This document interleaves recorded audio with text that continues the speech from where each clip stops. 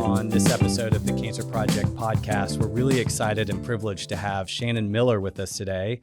Many of you may know her as a gold medal gymnast. She was in the Olympics in 1992 and 1996, an Oklahoma legend, but she is also a cancer survivor. And we're going to talk a little bit about that experience and just her journey with survivorship and some of the things that she's doing today to help advocate for cancer screening, awareness for different treatment options, and just journeying through that survivorship process and all of the challenges that come with that. So Shannon, thank you so much for joining us today. Absolutely. Thank you so much for having me.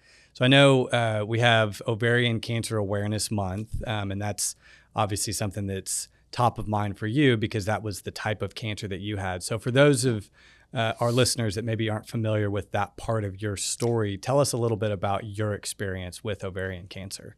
So I was diagnosed in 2011, but I would say that my journey really started in late 2010. That year had been a great year. I had launched my company devoted to women's health, ironically, and I was even doing a radio show before podcasts were huge. Yeah. And we were talking, I was interviewing physicians and nurses and health experts on all these topics. And in that fall, we talked a lot about cancer awareness, early detection, how important it is to get to those doctor's appointments, all these great things. And it was about that time I looked at my calendar one day and saw that I had to be out of town for work on the date of my next OB/GYN appointment. Okay. So I called up, absolutely going to postpone the exam until I, had more time. And as I got on the phone, I was put on hold. And just during those few moments, I thought, I'm not walking the walk. Mm-hmm. Here I'm an advocate for women's health, and I'm not doing the thing I'm asking of others. So I ended up that morning taking an available appointment. And it was that appointment that my doctor found a baseball-sized cyst on my left ovary. Wow. Okay. And that sent me into this whirlwind of tests and scans. And by January of 2011, I was waking up from surgery to find out that it was ovarian cancer. Wow. And how old were you at this time? I was 33. Wow, that's a new mom. Yeah, that's so young. So, and what was what were those first emotions like? I mean, again, you're in peak physical condition, you're an advocate for health and wellness, and then suddenly you have this unbelievable, traumatic, life-altering medical thing happen to you. I think at first your just world stops. Mm-hmm. Everything just is turned upside down. And I was a new mom at the time. Our son had just turned a year old that fall. And so you're just dealing with the emotional, the psychological, the physical. It's just all of it. And it's all happening at one time. And it feels like there's just so many questions and so few answers. Mm-hmm. And I think it's that loss of control. And here I had been this elite athlete for the better part of my life at this point. And as an athlete, my job was to know everything that was going on with my body, right? You don't fly around 10, 15 feet in the air and not know. Yep. And so this was kind of that first wake-up call of, you're not listening to your body anymore. I was busy taking care of my son and focused on my work. I wasn't considering the stomach aches and the bloating and the weight loss. I could chalk those up to just kind of female issues or body after baby and just crazy things and move on and just push forward. And so kind of during that time, I think there were a lot of lessons learned. One of those was to listen to my body and also speak up when something doesn't feel right. But I think also it's you don't know what you don't know. Right.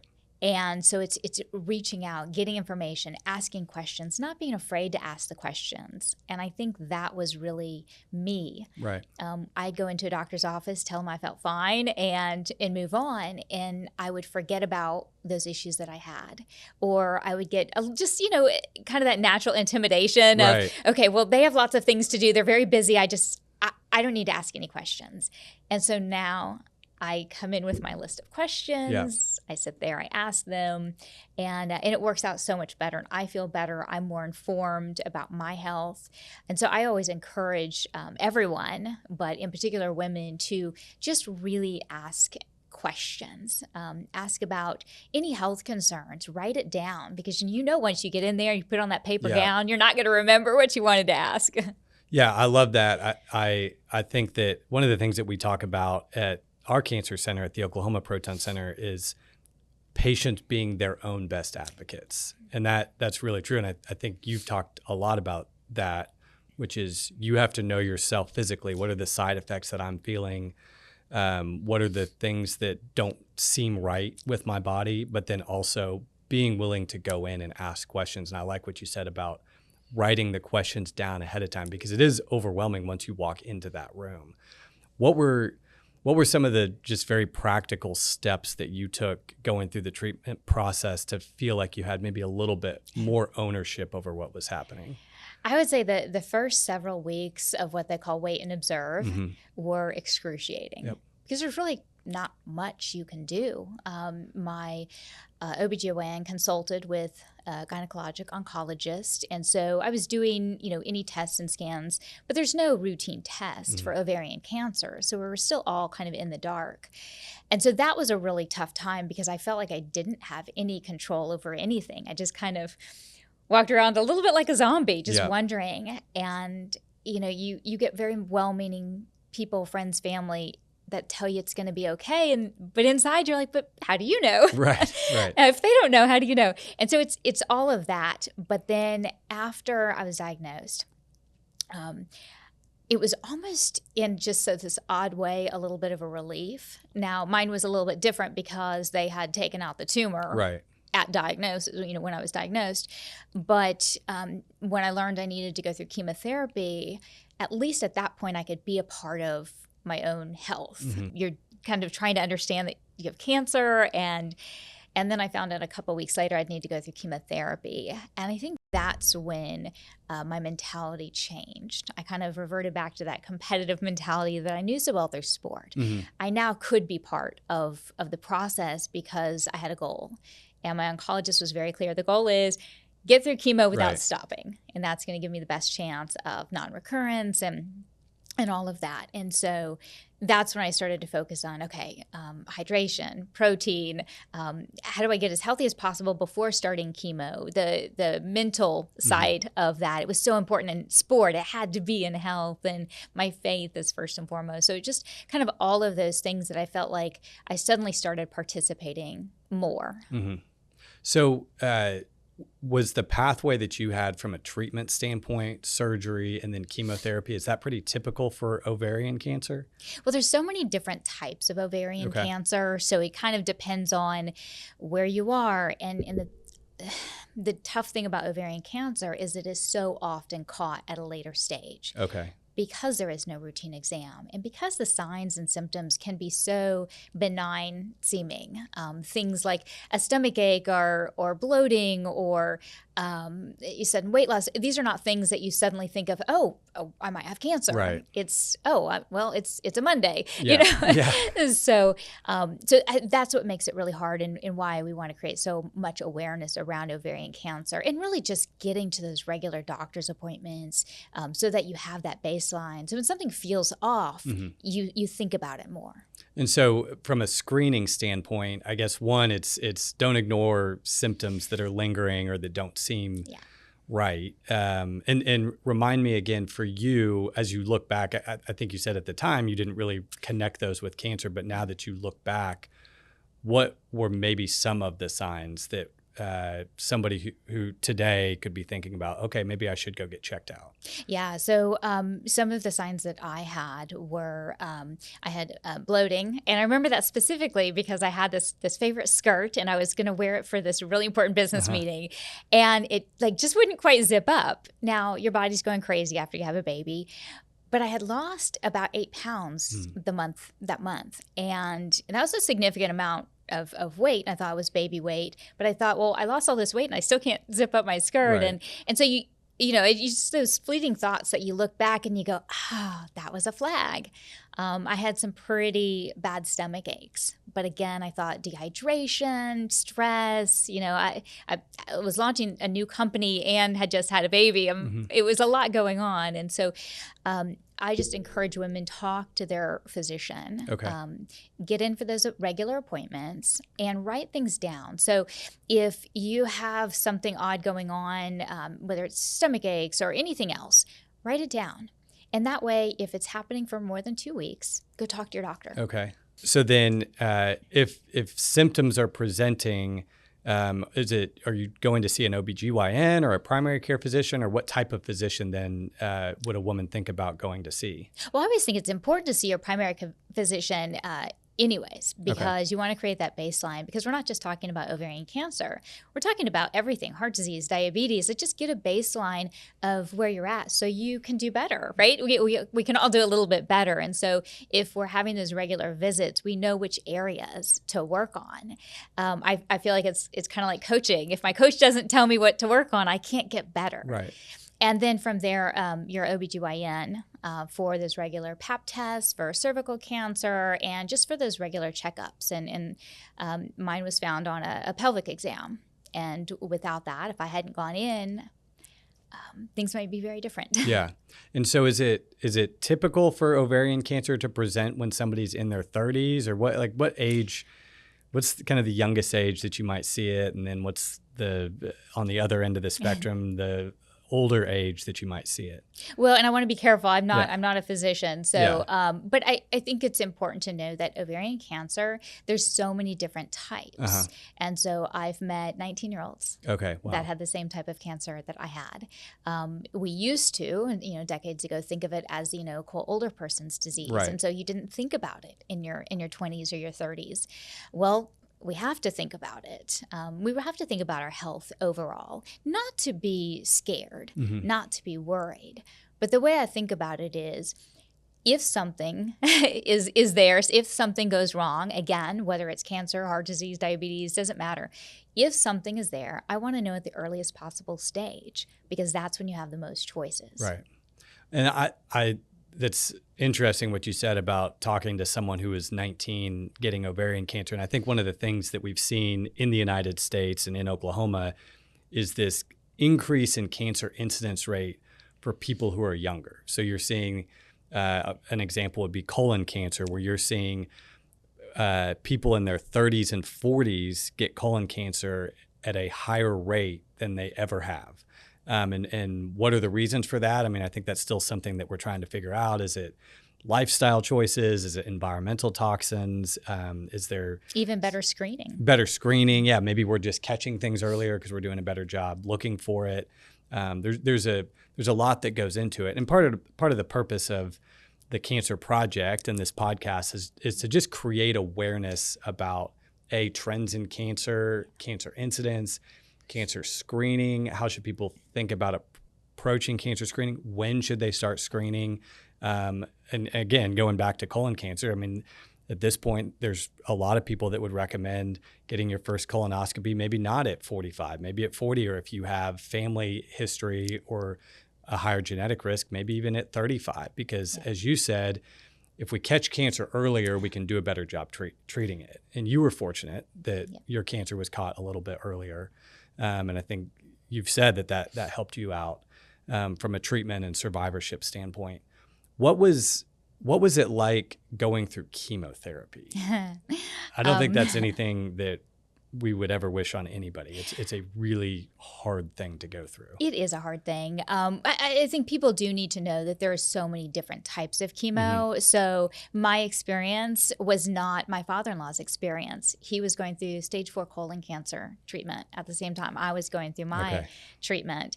And we had completely different things going on. He was never sick one day. Okay. I was sick all the time.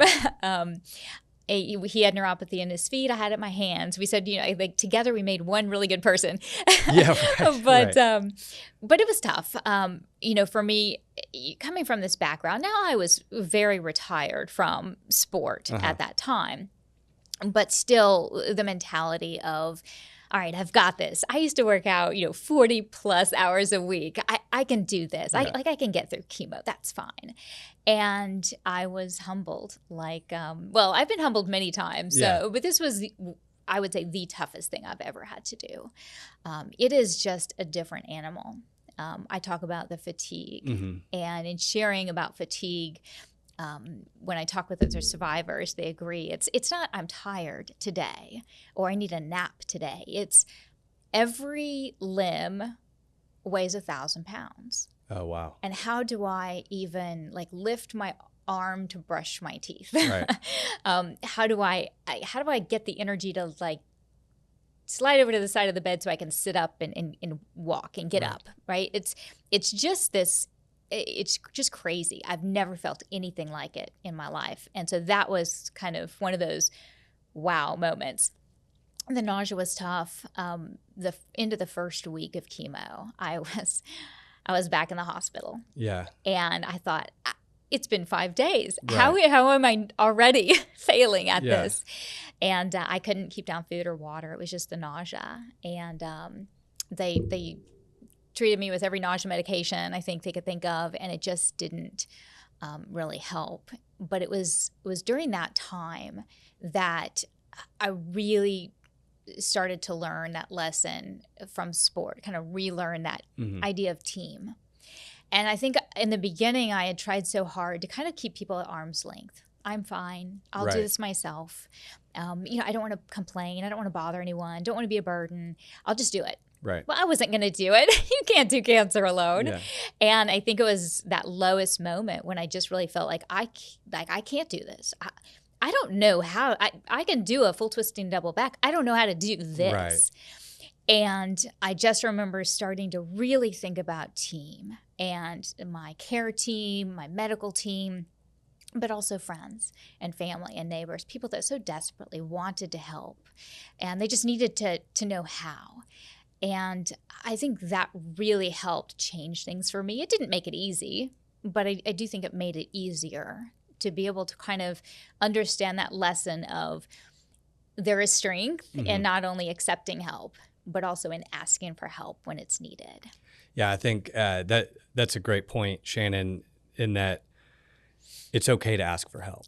Like you're at this point where you're going to need, whether it's your care team or your family or your friends, it takes that whole extended family to get through something like a cancer diagnosis. And it does impact everybody. It impacts your family. Talk a little bit about that and just how you were trying to navigate being a mom, being a wife,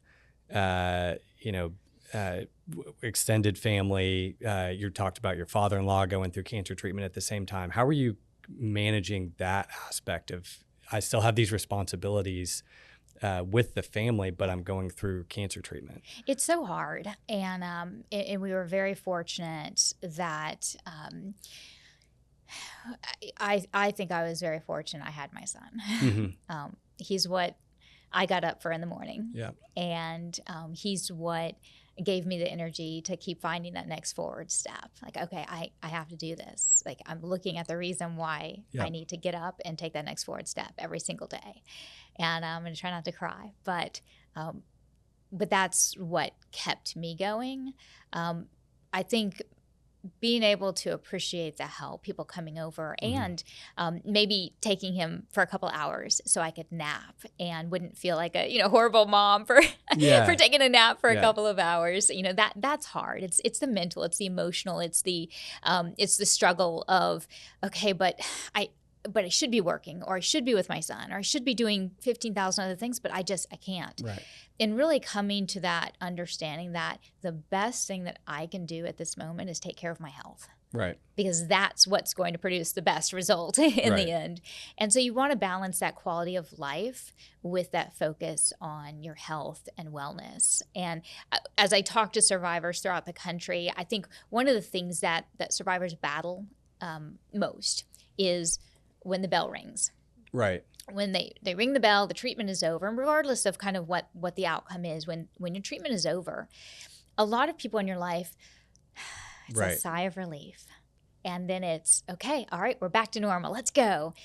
And as the patient, you're not 100%. Right. You're still sick. You still might have nausea, fatigue, and all the things, right? I was still bald. Things don't change overnight. And yet sometimes the expectation by the patient, ourselves, we think things are just going to magically get better. I think sometimes our work, our coworkers, our friends and family, it's a sigh of relief, and it's very natural. I've done it. I've been on the caregiver side. But you have to give yourself some grace and understand that it's a process. Right. This is a journey. It's not a sprint. And just give yourself some grace and know that each day it's going to get a little bit better, but it's not going to happen overnight, and that's okay. Right. Talk about what it was like going back for your first follow-up scan, because I've heard a lot of patients talk about just kind of I don't know what the right word is, trauma or PTSD or anxiety that comes with, okay, now we're going to see if this all worked. Yeah, you just kind of caught me right there. Yeah. It's tough, and every scan is. Yeah.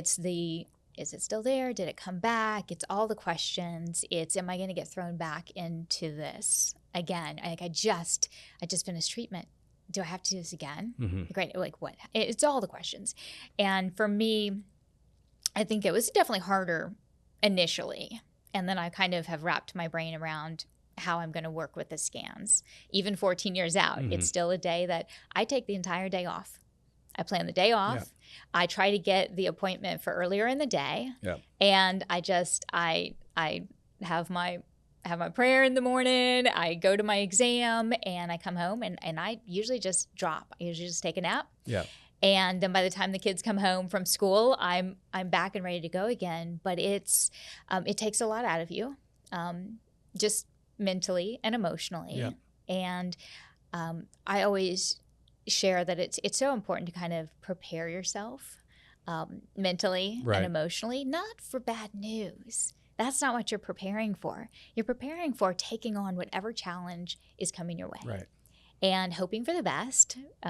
Pray for the best, but understand that you can handle it. Whatever comes your way, you can handle it, and you don't have to do it alone. Right. Because you're going to have that team with you.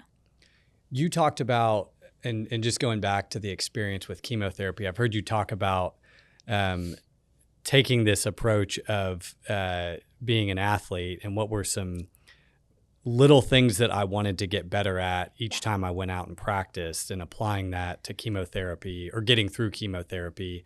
And I think there was one story that you told, maybe you could give us the details on just taking steps in the living room. Yeah. So goal setting is such Yeah. a big part of my life. It always has been for as long as I can remember.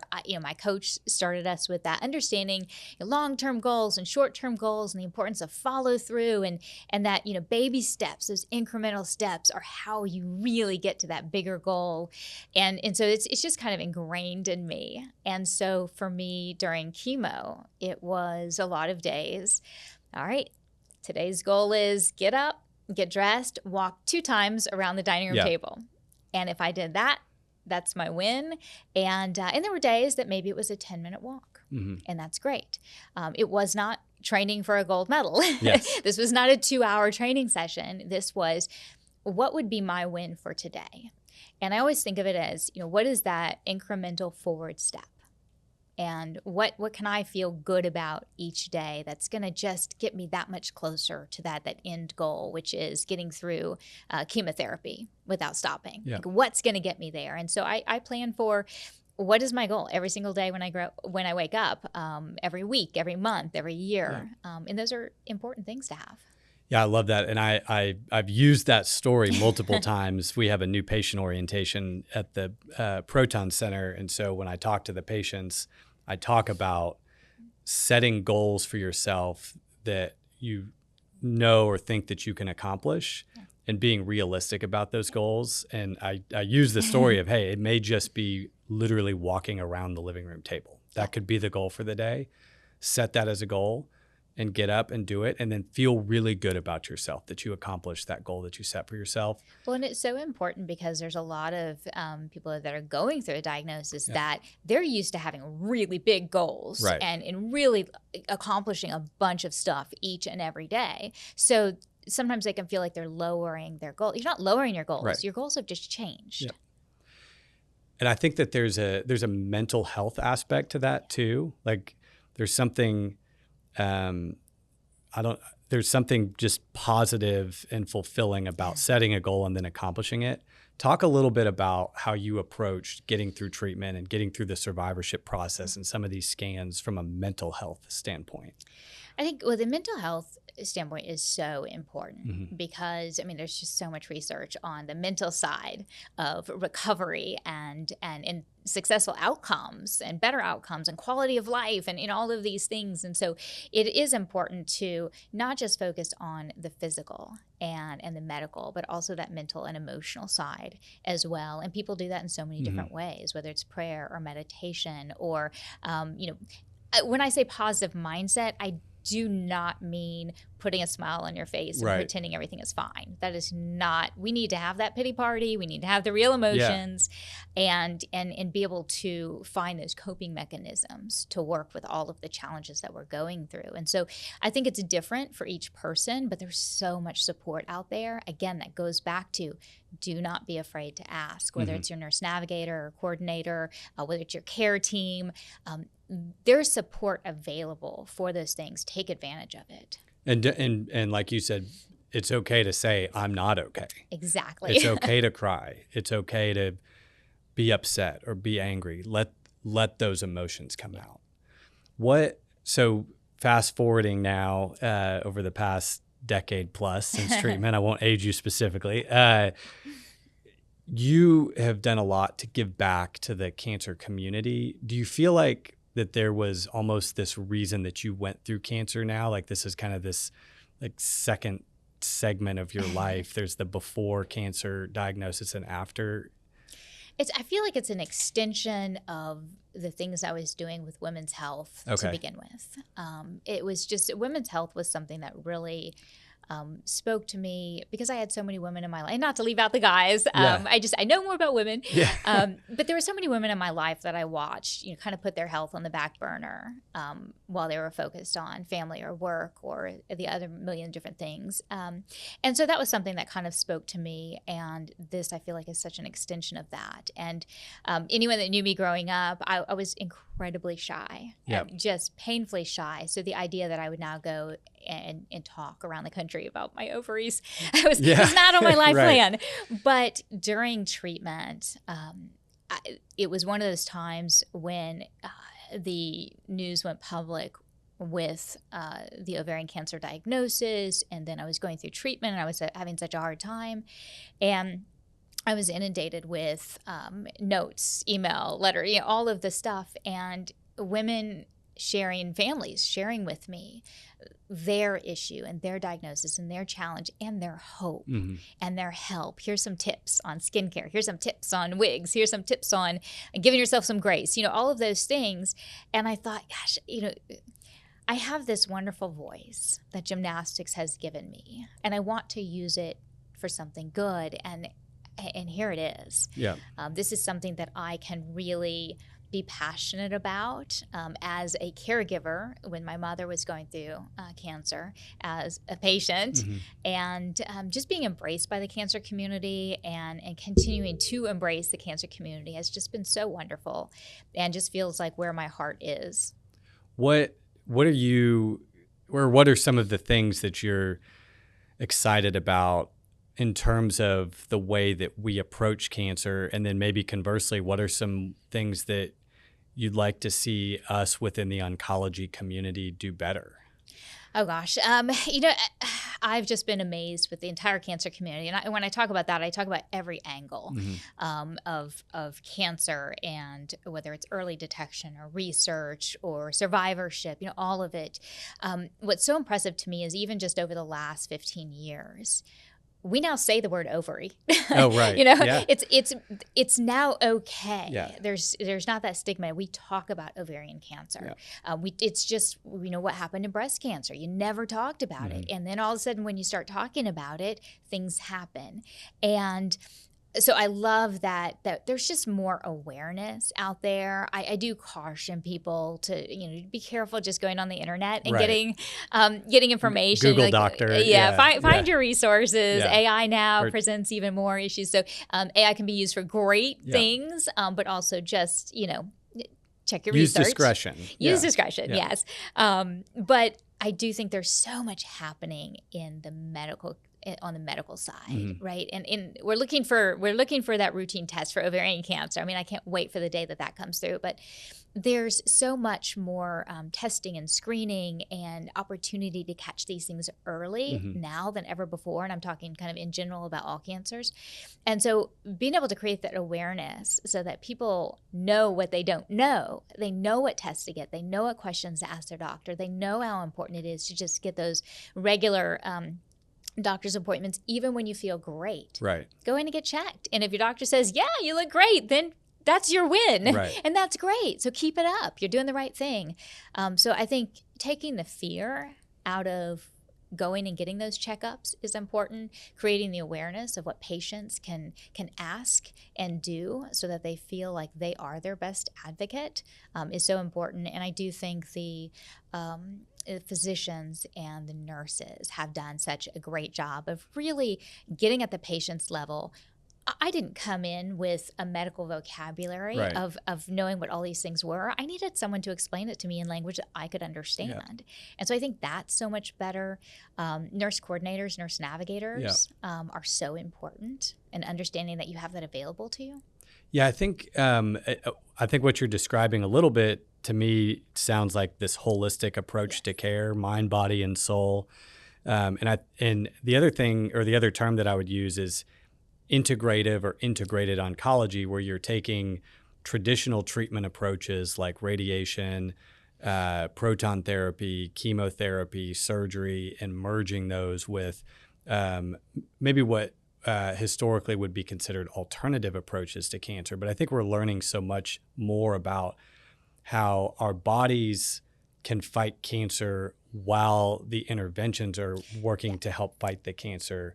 Meaning, for example, you may be getting proton therapy, and that those beams of protons are going in and damaging the cancer cells and helping kill the cancer cells, but your body's immune system is also going in and recognizing and fighting those cancer cells with a little bit of help from something like proton therapy. And those two things work together. And I think we're more comfortable talking about that. Yes, it's a team approach. Yeah. Fighting cancer is a team sport, and everyone has an important role to play. Yeah. And I love that the integration is much more there now. And I think even on the non-medical side of, like you said, the mental aspect, the non-medical support that you can have, there's so much more available now, even than when I was going through it 14 years ago. Yeah. What? So you did age yourself there 14 years. See, gymnastics kind of ages me anyway. Yeah, that's right. Yeah. Well, you look great for 47, I guess. What? I want to kind of come at this from a different angle.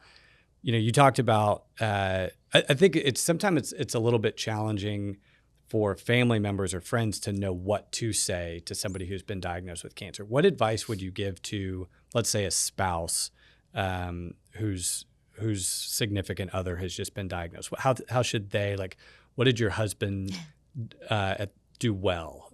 Or maybe what are some areas that you'd say, hey, you could do better with how you approach, again, your significant other being diagnosed? Okay, well, I love that you're asking this. Yeah. We talked a little bit beforehand. I'm working on a project that kind of focuses on this very thing. I can't talk about it yet. Maybe another podcast. In a few weeks, we'll have you back. But it is so important to know, because you think about, and I've done this, but you think about a loved one who says to the patient, "Let me know how I can help." Well, it's a very nice sentiment. We all do it at some point, right? But now the patient has to deal with all the challenges they're going through, the emotional, the physical, the mental. And now they've got to find a job for you to do so you can feel better about yourself. Yep. You know, it's just another portion of that mental load that they have to take on. And so I've tried to be a little bit more careful about those words that we use. And that's not to say it's a bad thing. I mean, let me know if I can help is a great thing to say. But it is one of those, how do we help? When my mother was going through cancer, I felt helpless. What, you're going through nausea? I'm like trying to buy her saltines. That's the last thing she needed. Like, stop giving me saltines. And then when I went through it, people were giving me saltines. I thought, oh my gosh, what did I do to my mom? Yeah. But But it is one of those things where you feel helpless. You feel like there's nothing I can't cure cancer. Right. I can't take this away from her.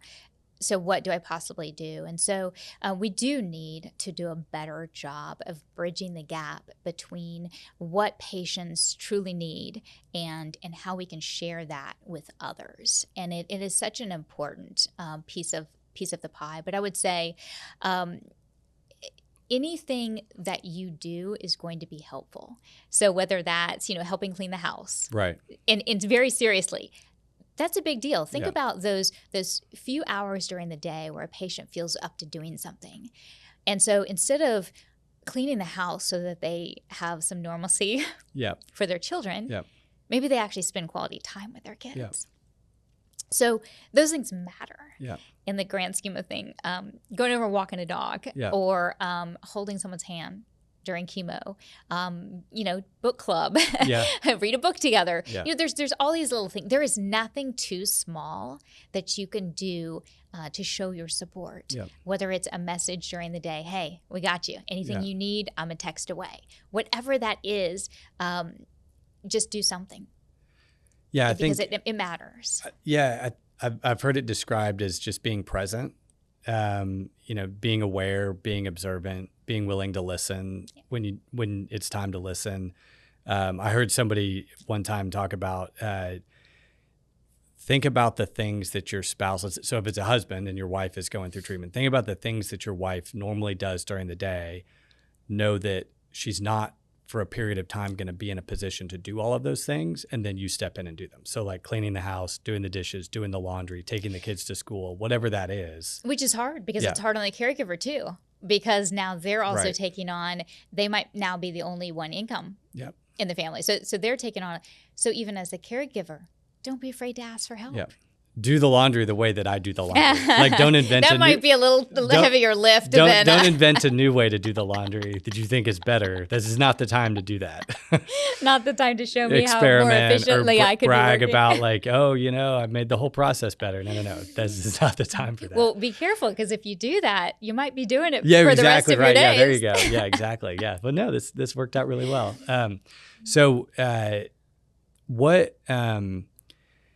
I saw you posted on Instagram recently. You spoke with, is it Jay Billis? Oh, Jay Billis, at an event. So talk a little bit about just you going and doing all this speaking, especially for somebody that's, you said you were really shy growing up, and now you're out, with speaking with big names and at big events to lots of people. Well, it was funny. So when I retired from Olympic competition and I was going to college here at OU, and I really felt myself kind of withdraw. I was not very social because I was just so shy and I didn't know anyone. And then it's hard to get to know someone because you're like this Olympian and it's just awkward. Yeah. And, or at least I felt awkward because I was shy. And so I thought at one point, I have got to kind of come out of my shell a little bit. Like, I've got to figure this out. This is not okay. And I thought of the scariest thing I could do, and that was go speak in front of people. Oh, wow. And so I worked on it for a little bit before jumping in, and finally jumped in. But I never really felt comfortable because you're a lot of times asked as an athlete to go speak about yourself. Right. And I wasn't comfortable doing that. But through the cancer experience, I realized I didn't have to speak about myself. I mean, there might be stories that are parallel to the challenges that I was going through during treatment, but I was trying to help people. And I think when I made that mental change, in my mind, it went from, I don't have to talk about me. I'm talking to others about an experience that maybe can help them. Right. And that made it so much easier to go out and just share my story, but also share hope and just talk with people. And now my husband says I won't stop talking. Yeah. So, but it is so important. It was very hard in the beginning after treatment. I mean, it took everything out of me to talk about that. So it was so fresh. Yeah. I would speak for 45 minutes at an event, and then I would go sleep for 14 hours. Yeah. It was all I could do to get through it. And then it got easier kind of the further out I got. But I think it's so important to, when not all survivors want to speak up. Right.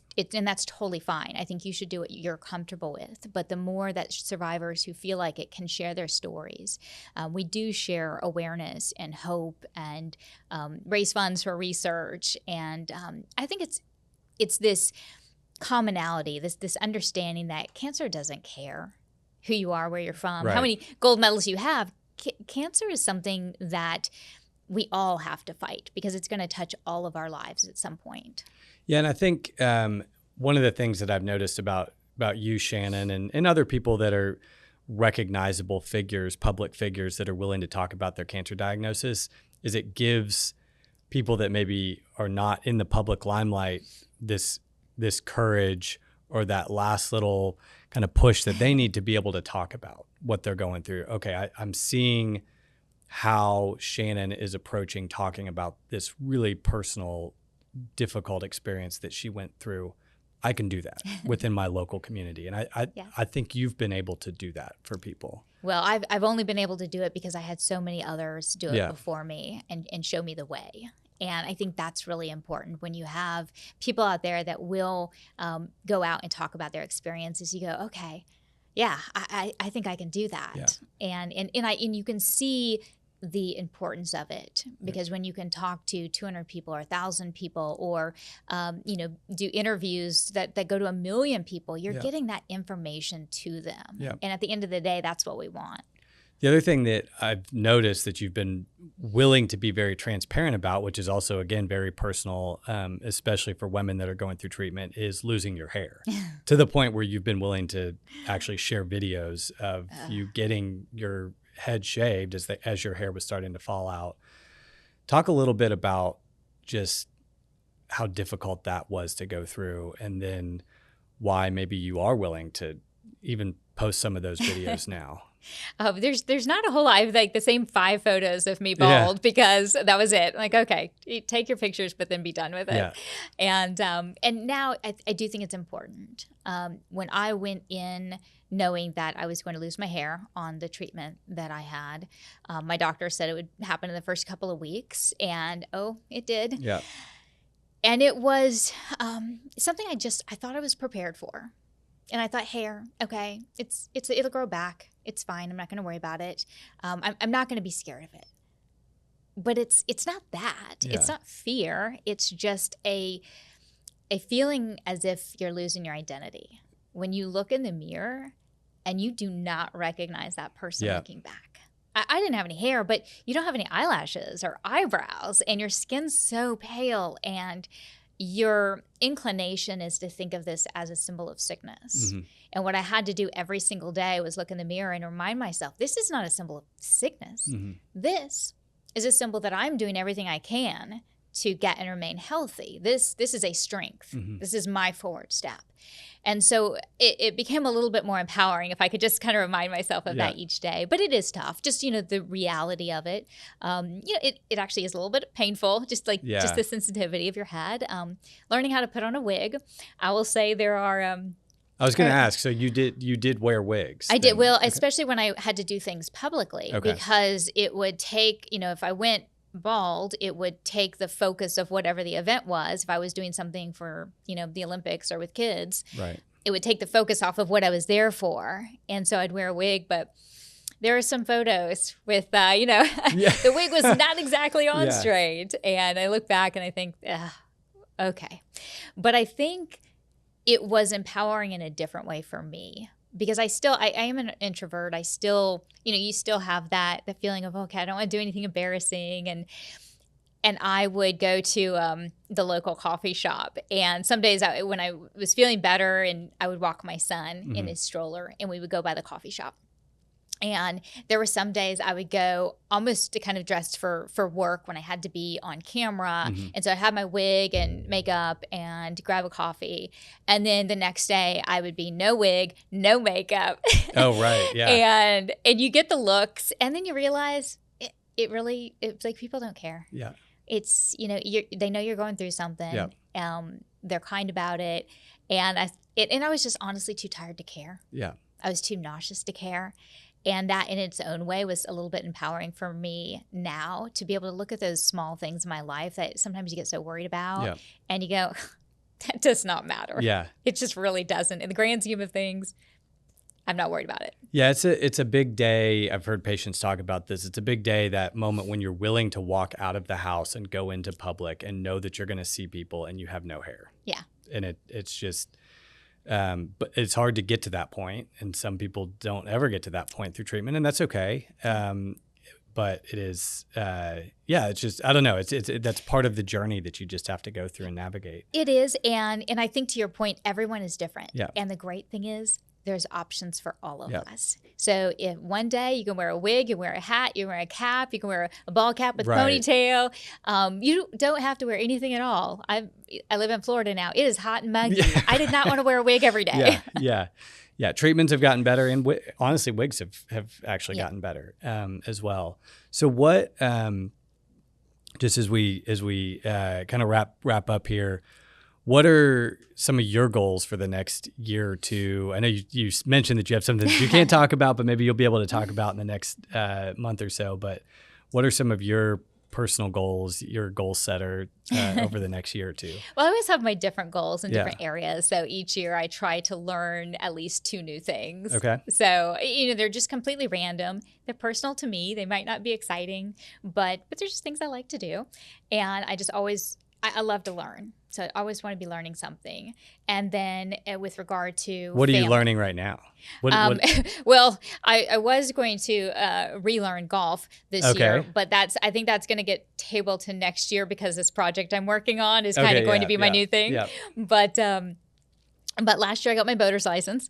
Oh, wow. Why? I don't know, but I thought it would be cool. Yeah. And so I did it. And so there's just random things that I want to just, keep my brain going. And part of that is also still getting, the chemo brain and just feeling like I've never quite come back to 100%. So I just want to keep my brain going. Yeah. And so I focus on that. Work-wise, I have this incredible project I'm working on, but on the other side of that is continuing to go out there and speak all across the country to different communities. And I have a couple of different topics. Yes, the cancer topic, but I also talk corporately a lot about the gold medal mindset. Yeah. And that's kind of goal setting and teamwork and positive mindset and leadership, resiliency, all of those good things as well. And so that's fun for me. And then family-wise, I've got one that's about to start driving. So oh my gosh, I've got that going on. Talk about goals. Yes. Yeah. So really just being present with the kids because man, they're getting old. Yeah. So speaking of gold medals, you are still involved with the Olympic community. I try to be, Usually every 4 years around the Olympics, I get to go and be an analyst or do some broadcasting or media or hospitality, that sort of thing, which is a lot of fun for me. And I do have to say too, and especially here in Oklahoma, you are still a legend. We're doing this fundraising dinner tonight for the Proton Pals Foundation, which we're very privileged to have you be the keynote speaker at. And we have 10 gymnasts from the national championship winning University of Oklahoma gymnastics team that were ecstatic at the opportunity to come to dinner and meet you. So that must be, which is crazy because I doubt many of them were born. Right. Yeah. Which really dates me. Yeah, that's got to be neat for you too, though, to see like your university and the local community having success in gymnastics and continuing that legacy. No, absolutely. They're incredible. And it's been fun watching them. It's amazing how far gymnastics has come, and especially collegiate gymnastics. And I never got to be a college gymnast. Now with the rule change, there's so many more gymnasts that can do both the elite and the college route. And that's so good to see. Yeah, that's a good point because you kind of had to do one and then do the other. So that was that's an interesting perspective on that. Well, Shannon, any last words for and I would say any last words for somebody that's going through cancer right now? I would just say the most important thing to remember is that you are never in this alone. Find your team, ask questions, and know that there really is strength in seeking that support. People are there to help, so it's okay to let them. Yeah, well, thank you so much, Shannon. I really appreciate that, and I know that you're very passionate about the cancer community, and we're very passionate here at the Cancer Project about the cancer community and cancer patients and just seeing people survive. And you've talked about thriving during and after treatment as well. And so we have that joint mission for people here in Oklahoma and across the country. So thank you again so much for joining us today. Absolutely. Thanks for having me.